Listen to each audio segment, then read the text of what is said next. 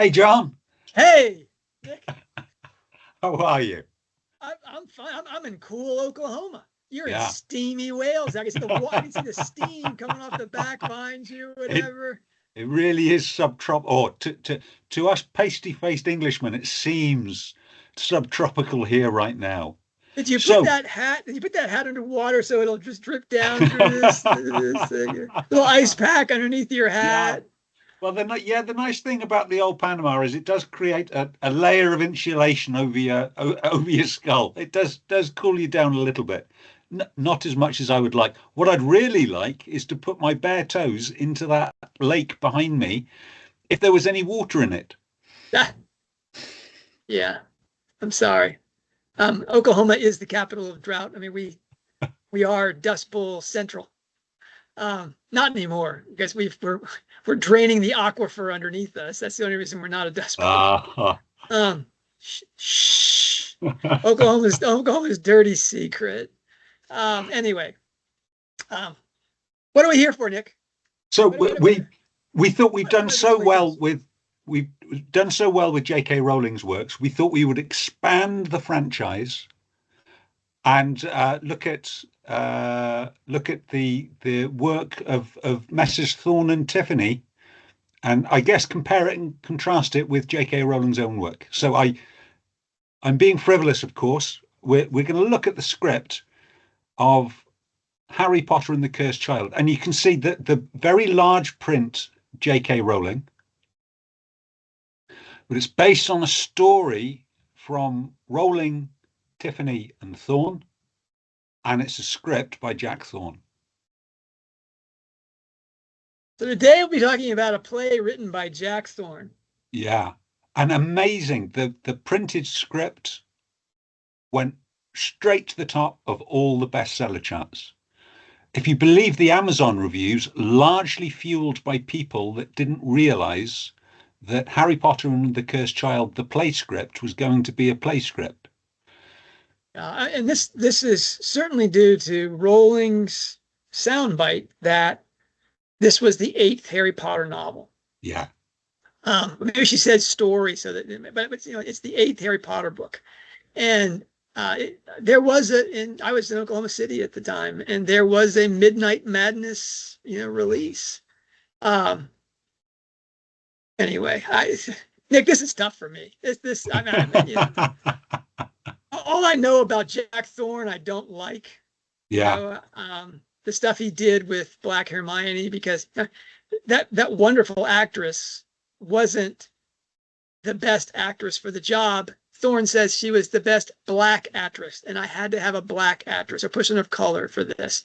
That's just so I'm going to talk. demeaning I'm to going to talk a her little and bit. to the Yeah, I'm going to talk uh, a little bit about please. Doomsday, But and I I know. just want to explain my pained expression as I Yeah, hold this book, which I have not opened in a very long time. It's just you know Jack Thorne is going to be forgotten. yeah, He'll be a footnote maybe in because the play set records is still setting records yeah, globally, and it's still being rewritten by him. Now it's under 3 hours now in the yeah. traveling version, and there's a high school version which can't be 3 hours. So it's it's based on an original new story, right, by J.K. Rowling, but the remnants of that story. Well, it's based on a story from all three of them. So the story is Rolling's, Thorns, and Tiffany's. Yeah, and sadly, at one point in one of her interviews, I'm sorry, these are things you probably are you're going to cover, but she said it was all of them were comprehensive educated. Yeah, There's not an Oxbridge St. Andrews person in the no. in the crew, and I was sort of like, yeah, well that shows, I mean it's reflected. Um, anyway, I mean here I yeah. Exeter So snob or whatever. That's it's just like, yeah, honey, you went to a comprehensive school. so this came out in the summer of 2016, just a little while before the first Fantastic Beasts one. But I want to take us back in time a little bit to how it happened. what is the moment that caused this to come into existence? And I'm going to take us back to the autumn of 2013. So we've had the last of the Harry Potter films. Robert Galbraith has been revealed as being J.K. Rowling. And then at her Edinburgh office, not a house, but her office in Edinburgh, she accepts a meeting from Sonia Freeman and Colin Callender. Now, Sonia Freeman is a big theatre producer on both sides of the Atlantic. Colin Callender is an entertainment impresario across lots of different media, but these are big hitters. Now, we know, because Rowling's talked about it on the years leading up to this, she has been pitched Harry Potter the Musical, Deathly Hallows on Ice. You name it, she has been pitched it. Because, you know, after that last film in 2012, I think it was a license to print money. You know, you could have done almost anything with Harry Potter in the title and you would have made money. So these two big entertainment bigwigs rock up to see. First of all, they must have got through all the gatekeepers. I'm imagining Neil Blair, and they managed to get a 3-hour meeting with J.K. Rowling, and they persuade her to start work on a stage play. How did they do it? What was their secret? And I think I can reveal to the public out there, they did it by not pitching Harry Potter and the Cursed Child. So if I read the original press release, and so the meeting was in autumn, this press release was sent out in December 2013.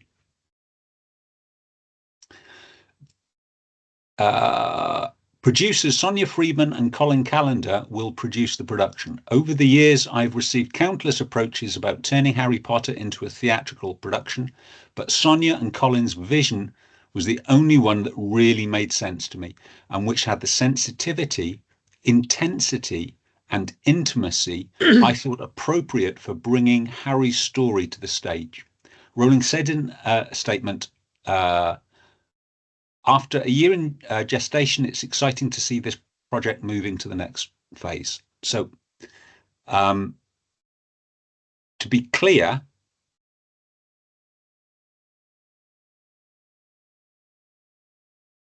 the producers initially saw this as an intimate character drama,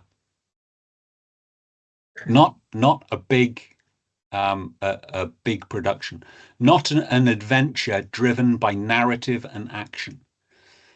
And here's a quote: "We wanted to think about this as a play that could actually first be seen at the Royal Court Theatre, a small theatre.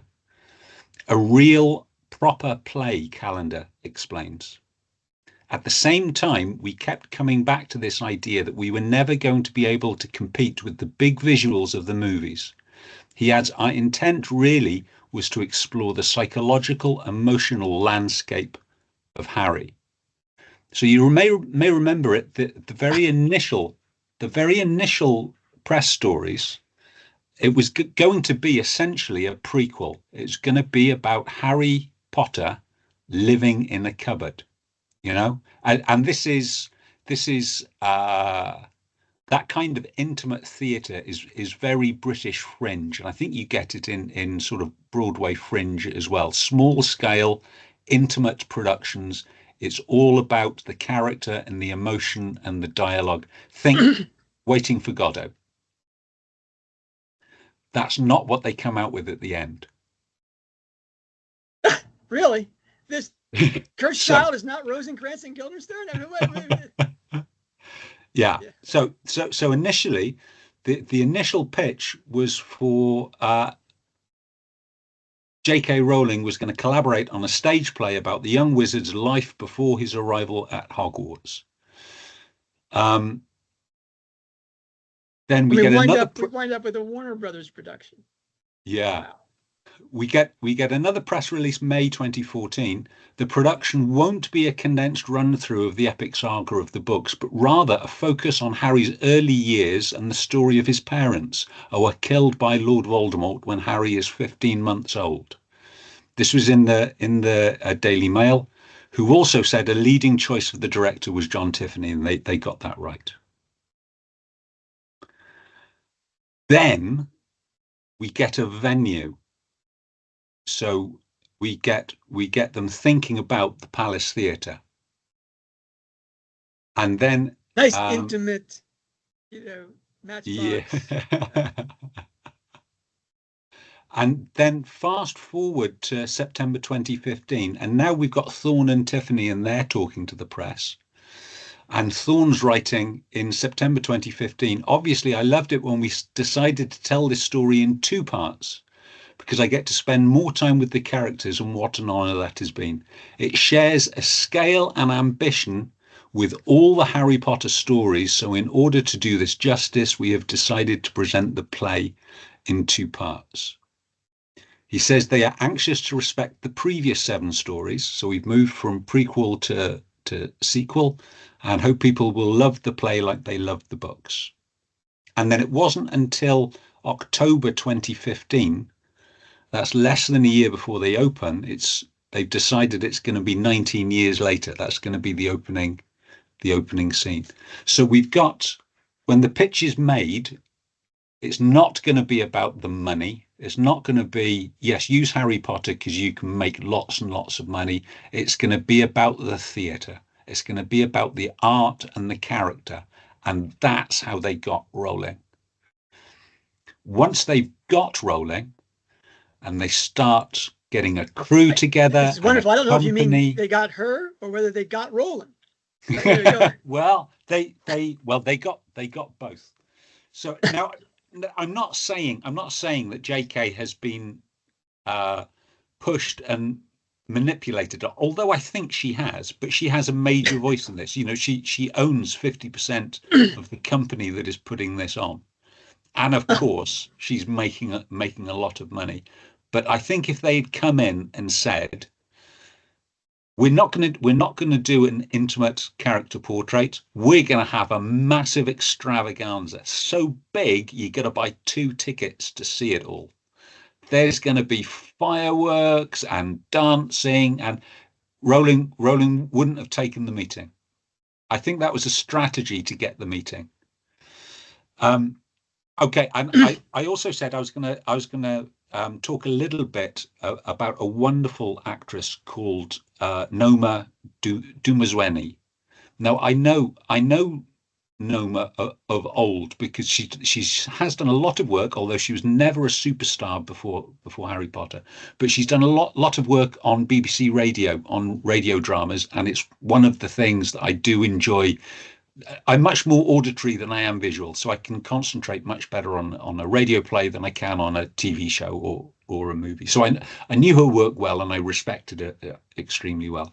It was announced that she was going to be Hermione, and predictably, there was a backlash because in everyone's head, and I think it's natural as well. When you're reading a book set in Britain, unless they specifically mention a race, you assume white anyway. It received quite a backlash. There was J.K. Rowling came out and said, "Well, I never specified what color." I mean, give or take a couple of passengers, she didn't. It wasn't a big part of Hermione's description. But a lot of the backlash was predictably nasty. Being the good socialist I am, I was very much bravo. I think she'll be brilliant, and she was utterly fantastic.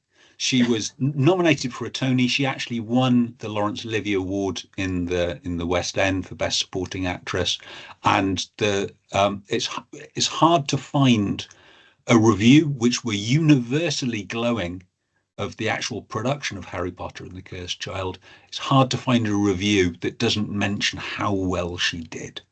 Brilliant bit of casting. I'm gonna read you one. Yeah.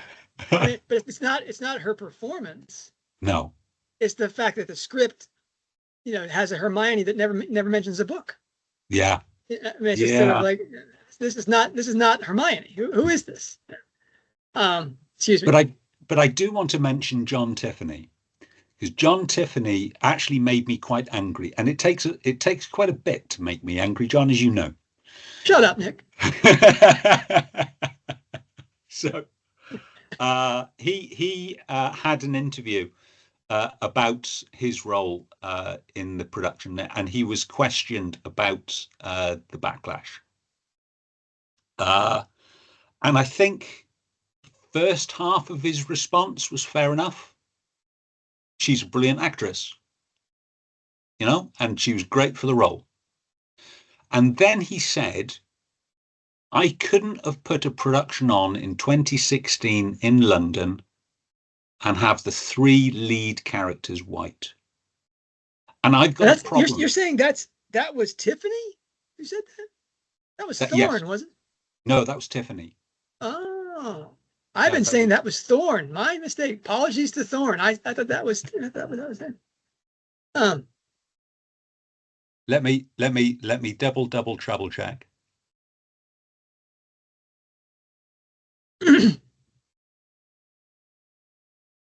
Yes, Tiffany.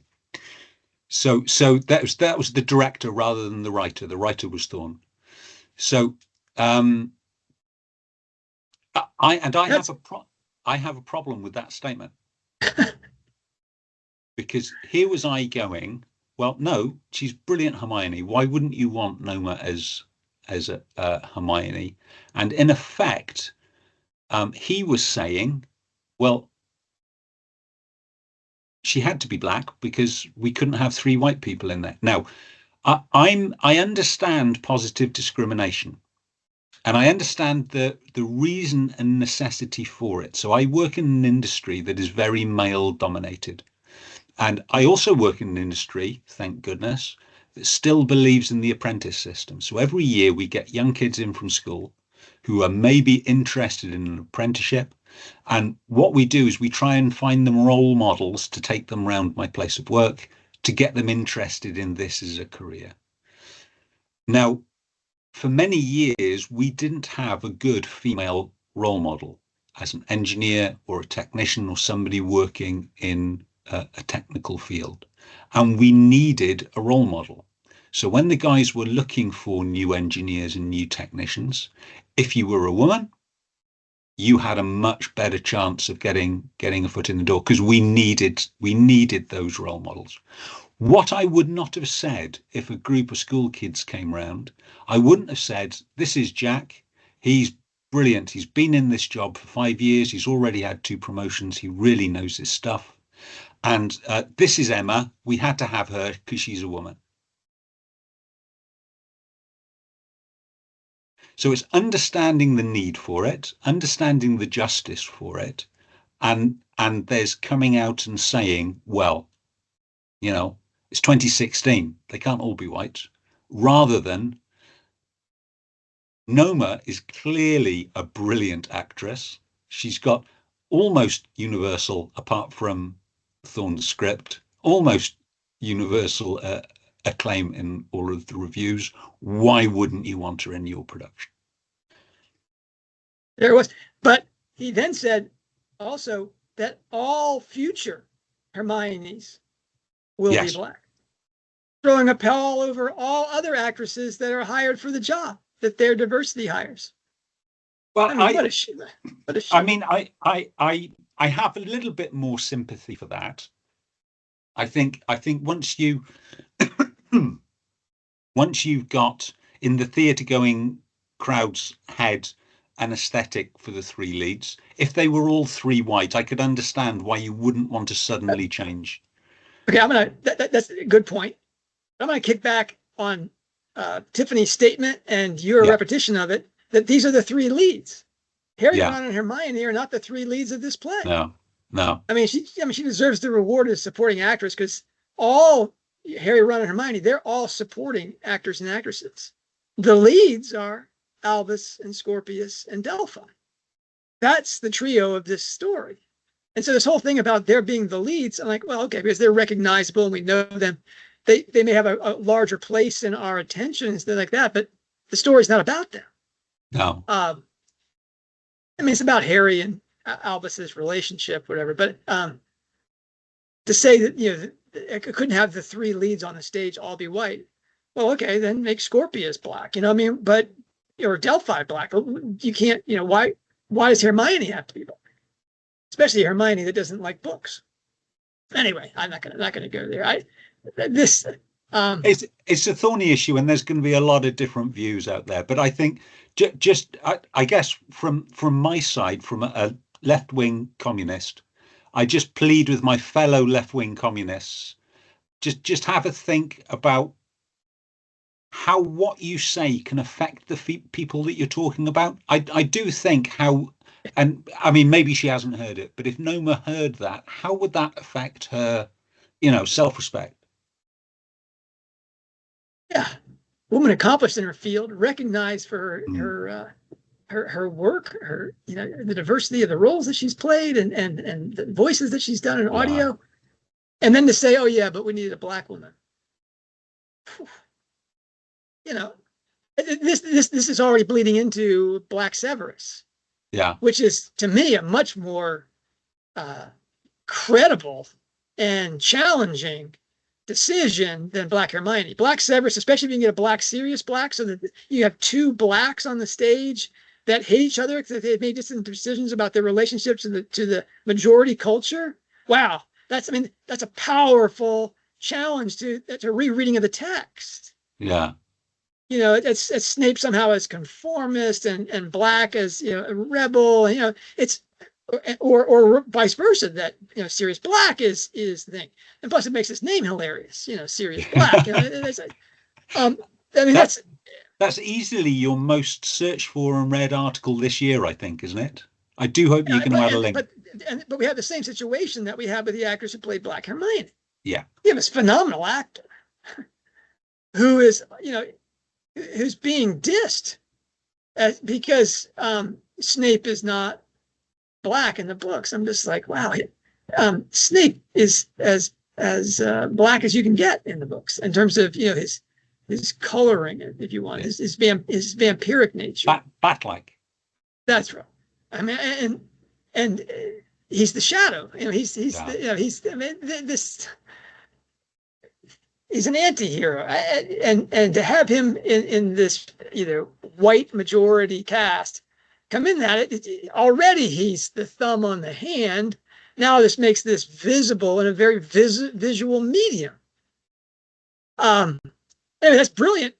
But if you say, oh, we needed a black guy in the television show because it's 2025, really? I don't get it. I don't get it. But that's not the left-wing communist thing. That's just the American. Let's be colorblind and choose the best merits and this and that. And these people, that actress and that actor, they stand on their merits. Yeah. I don't need to have that. Oh, I needed a black character in there. Anyway, was that your lake? Was that your lake contribution? That was my lake. You can't ask me to find J.K. Rowling's lake in somebody else's script, surely.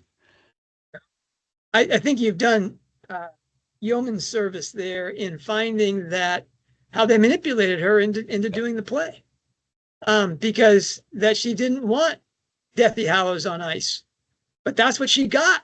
Yeah. She got Deathly Hallows on Ice, and it's making her a lot of money, and it's kept the brand alive, and it closed the canon. I think if I were going to do the Lake Point, I would say Rowling's frustration about how people were fandom was moving the stories forward and taking over that thing, and I think she wanted to say there's an 8th Harry Potter book and it closes this thing down.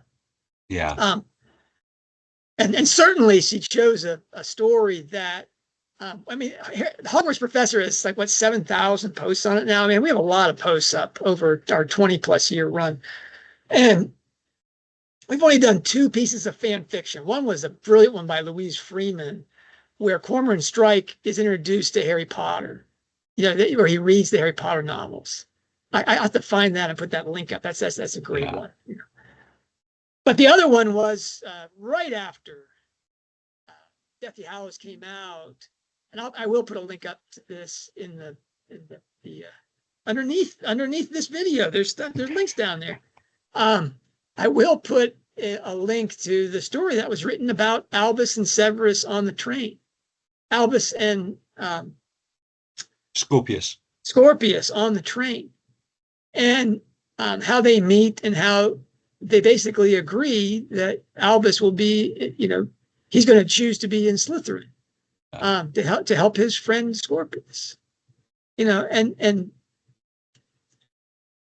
that it was so obvious that was the way to go, that this was written within weeks of the release of Deathly Hallows. And so when the Cursed Child thing comes out, we couldn't claim the credit, because I'm sure there are 1,000 fan fictions that are written right along the same. That Albus's initials are ASP. Not especially subtle that he's going to wind up in Slytherin, right? I mean, come on. That was clear. I'm not. You've done the yeoman's work with the lake on this, and thank you. It was good to hear that. I hope in the critical biography we'll find out how we segued from the Matchbox Theater intimate psychological portrait of Harry and his psychological foundation, the Freudian family drama, to, I love it, Deathly Hallows on Ice, with Barney the dinosaur. I mean, it's just, all right. So, wow, am I showing all my prejudices? Sure. This is the internet. Well, I'm gonna punt. You're among friends, John. Yeah, the guy by the lake. I don't know what's out there. Is because people are going to be savaging me for this, but and rightly so. I deserve to be savaged. But I'm going to punt on this, Nick. I'm not going to give you my shed interpretation of this book, because it'd be a waste of time. Yeah. We have no idea other than the story. I mean, you could do a ring composition analysis, but I'm not going to waste my time, because only in the West End is the original play, and it's not the original play. They've morphed the play also so that we get the Albus Scorpius drama as a same-sex, adolescent experience. That isn't in the book. That isn't in the original script. But I guess because it's 2025, we had to go there, right? The book, the text that we have doesn't exist anywhere in the world today in terms of its performances. So what I want to talk, I'm going to have a review that was written by a man who was actually a professor of literature at a premier American university, Pepperdine in Malibu, California. His name is James Thomas. I podcast with him on our Potter Pundits thing at Leaky Cauldron. James is a very good friend of mine. Now retired. Now he lives somewhere in flyover country. I hope he comes to Oklahoma City soon.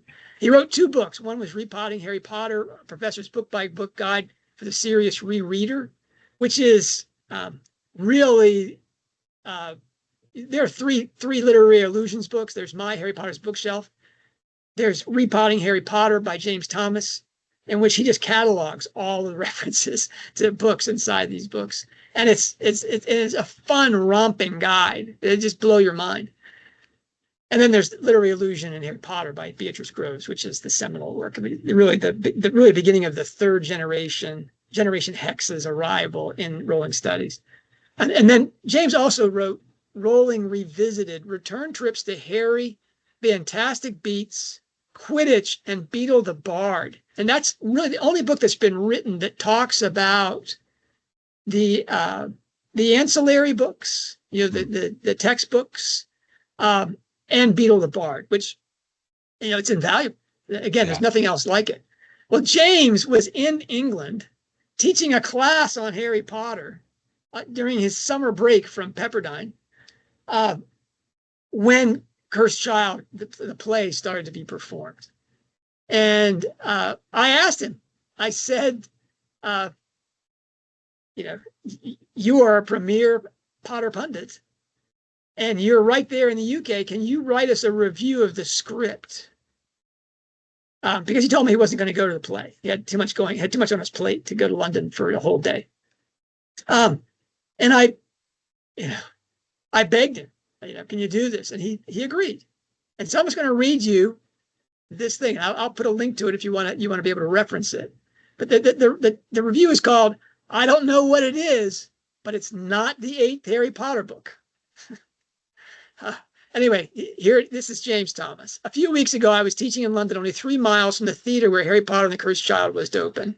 10 or 12 of my students went to see the play, and 3 of them experienced a Rowling sighting. While I envied their having seen the presence, as John Granger calls her, I didn't regret missing the performance and didn't mind waiting a few more weeks to read the special rehearsal edition of the play.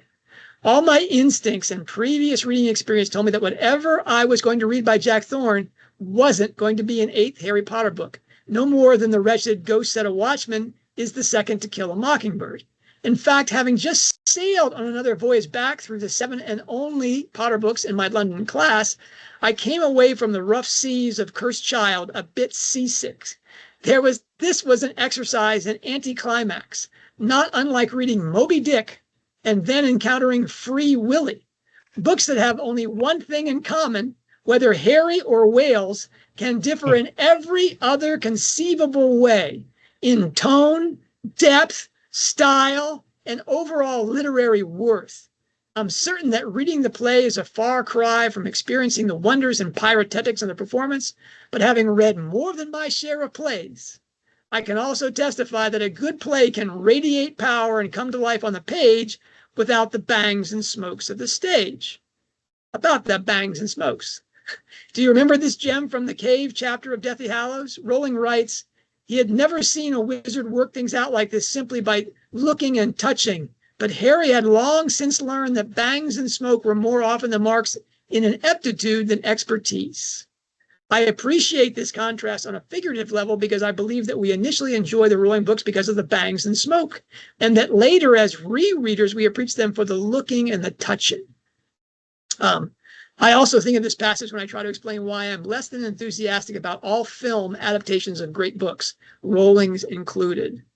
Even Jack Thorne's words describing the special effects are indicative of the pyrotheatrics of his play.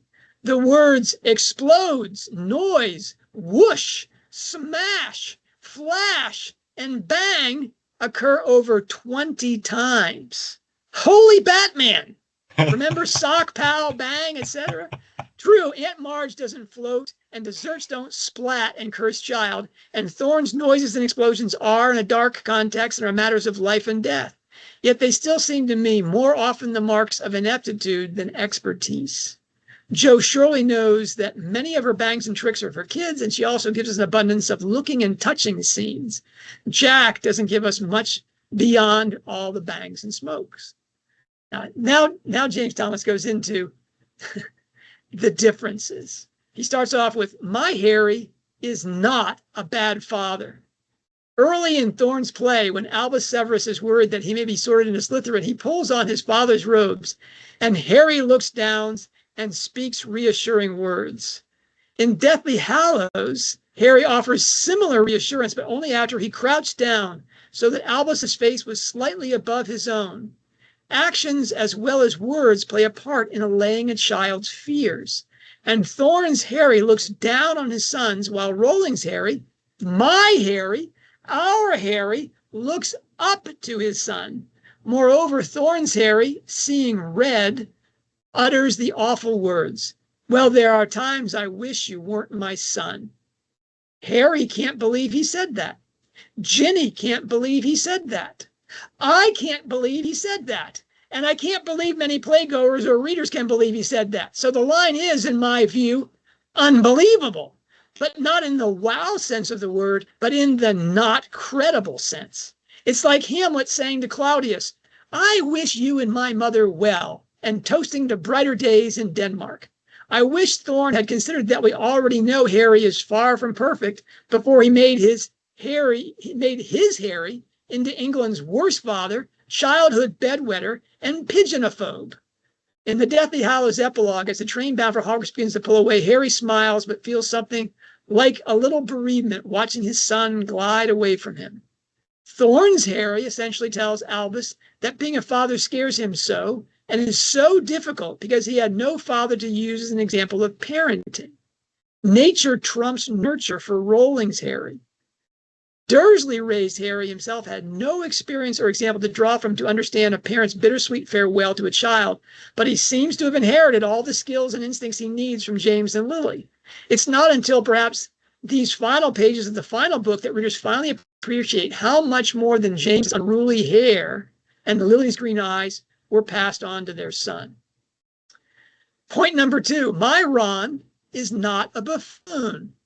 Thorne's Ron runs a joke shop. He lamely jokes with Lily, his favorite niece. He says things like, "Oi, droopy drawers," and every time I sit down now, I make an oof noise. He, as Albus Polyjuiced Ron, blocks Hermione with his hips and proposes they have another baby or go on holiday. He speaks sputtering nonsense to an alternate time Hermione in excruciatingly painful dialogue. Moreover, Ron points his wand the wrong way. He tells Draco he has really nice hair. And with these words, he agrees with Harry and Hermione that Delphi shouldn't be killed because the trio are not killers.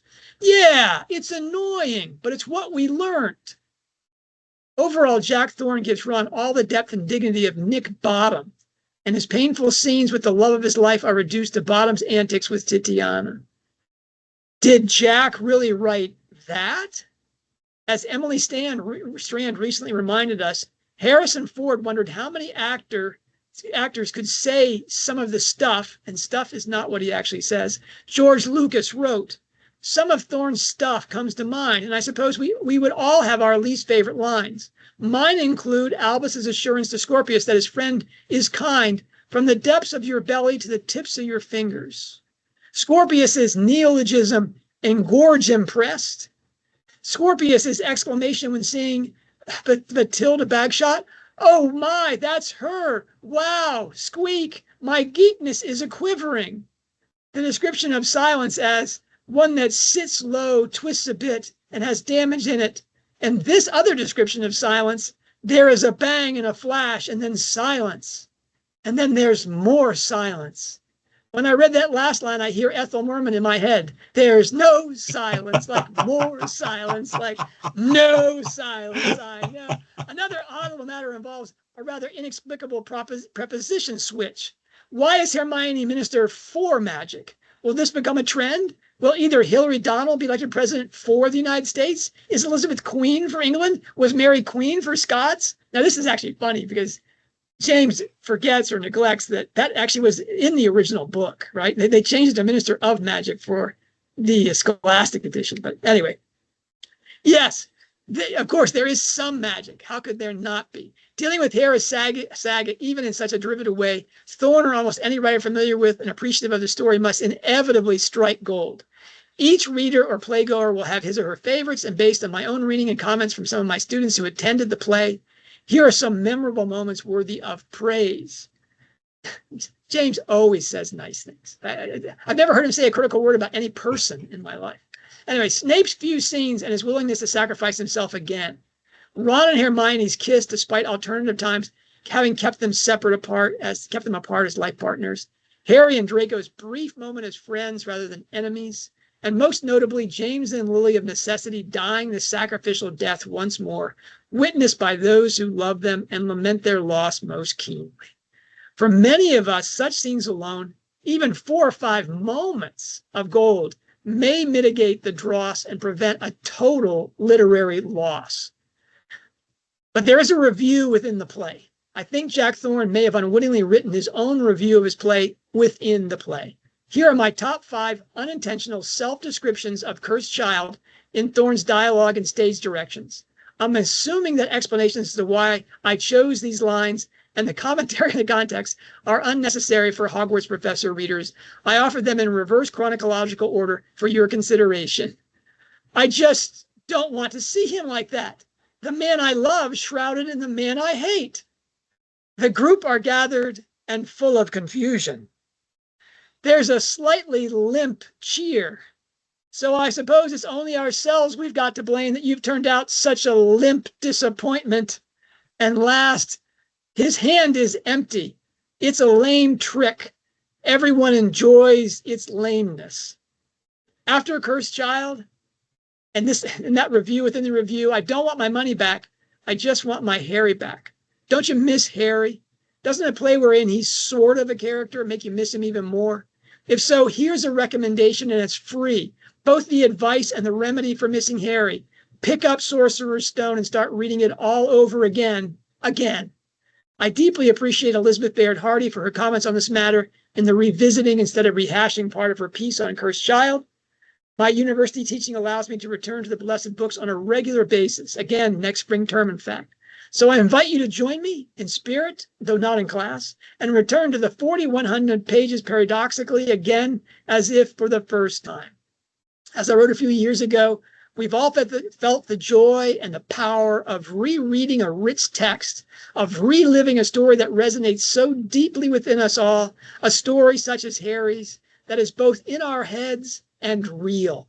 When that story has ended and the book is done, and we must say goodbye to the characters we love and hate, we need only say goodbye for the present, only until we open the book and begin to read again. And that's James's best-selling book on Harry Potter Bravo, James. Yeah, Repotting Harry Potter, Professor's book-by-book guide for the serious rereader. That's my takeaway too from Cursed Child is if you want the 8th Harry Potter novel, read Philosopher's Stone. The first is just continue to cycle through that and come to a fresher and more profound appreciation of the book by Rowling rather than, again, Deathly Hallows on Ice. This exploitation fan servicing piece that's there I've shown myself as being a total book guy. Forget the play, forget the text. We all knew that, John. So we've covered. We know you're a bigot, John. We know you're so we've covered exploitative money-making showmanship over depth this week. What are we going to look at next week, John? Well, first I want to say again, you found that Tiffany interview, and I thought that was Jack Thorne, and I don't know how many times and how many people I've pulled Thorne down on that point. So Jack Thorne, if you're out there watching, because I'm sure you've got time to be watching this, or as somebody who knows Jack Thorne, please tell him that John Granger says, there's a puck lawn and forgive me a sinner. And John Tiffany, I won't make that mistake again. That's all on you, brother. Okay, our next step is another book that isn't Rowling's book. Oh no, not another script, surely. No, well, it's a screenplay. Let's read the Fantastic Beasts original screenplay. And what are you going to say about this, Nick? So I'm going to stay where I was. Basically, Rowling's in her power period, so it's the reason why Sonia and Colin came, powerful people though they are, came to her cap in hand. I'm going to revisit that with the first Fantastic Beasts. But there is a little bit of a lake in there that I think you first spotted. And that's a child's toy hidden within the story. I'm looking forward to hearing this, especially. I love it when people discover things that I've long forgotten that I supposedly came up with. I'm going to be speaking about the expression that Rowling attributes to Steve Close about how they took Rowling's screenplay and rewrote it into this original screenplay, which is not her screenplay, which was the process of fitting the woman to the dress. Yeah. Now, to a feminist, that's an especially loaded phrase. And I'm going to talk about, I hope not as, this will all be my work. I spent a lot of time we had 40 posts at Hogwarts Professor about Fantastic Beasts. We went all in on Fantastic Beasts. And unfortunately, my part of it was trying to find the screenplay that Rowling wrote, actually the third one that she wrote, that was the shooting text for the movie before the cuts were made. And then by having to find out by interviews, by the actual cut scenes that were included with the DVD, with the books that were put out as promotional materials that were from Rowling's original text, that don't reflect scenes that are inside the movie, reflect something else.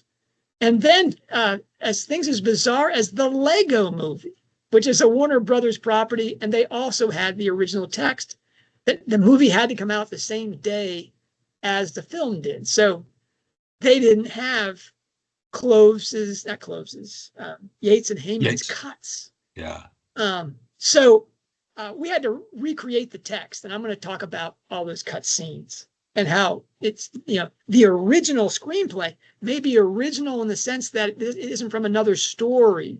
It's not a adaptation from a novel, but it is not the original screenplay that they shot the movie from. This shouldn't say J.K. Rowling across the top. It should say, again, just like the Cursed Child book, it should say the David Yates and David Heyman screenplay based on a story by J.K. Rowling. Right, John. I'll look forward to that. Am I worked up enough about this? I'm ready for this. Wow, this is. I'm sorry. I can't wait to get back to Lethal White is next. Right after this, we can actually talk about a book that she wrote. Let's get back to a book. Anyway, I'll see you tomorrow, John. Yeah, I hope the sweltering heat gives you a break from that. Take care.